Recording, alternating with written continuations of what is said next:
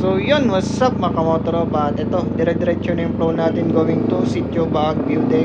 Malapit naman na din. Huminto lang tayo kanina sa may monasteryo di Tarlac kasi inintay lang natin yung mga kasama nating nahuli. At sarado pa naman sa may monasteryo di Tarlac, kaya ang unahin na lang namin muna dito sa may Sitio Baguio Deck. At ito, andito na tayo at mukhang may checkpoint ng mga katutubo o yung dito sa barangay.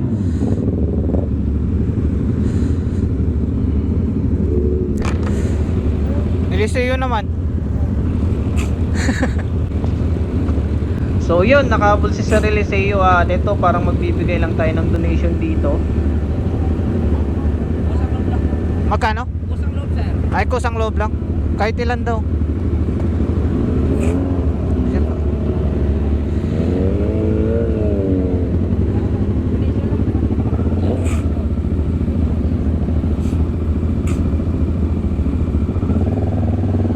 Ay, sorry. Nabatukan pa ako. So, yun, nakapagbigay na tayo ng donation. At yung donation na yun, wala namang specific kung ilan yung ibibigay mo. Kumbaga, nasa sayo na kung ilan lang yung ibibigay mo. At yun, hinintay lang natin yung ibang mga kasama natin. Tapos, lalarga na tayo papunta sa may view deck. So, malapit lang naman na yun. At subukan naming i-try na ipasok yung mga motor namin doon sa may view deck or iakyat yung mga motor namin sa may view deck.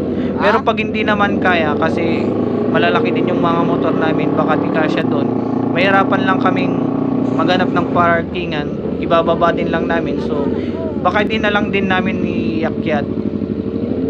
At yun, nandito na kami.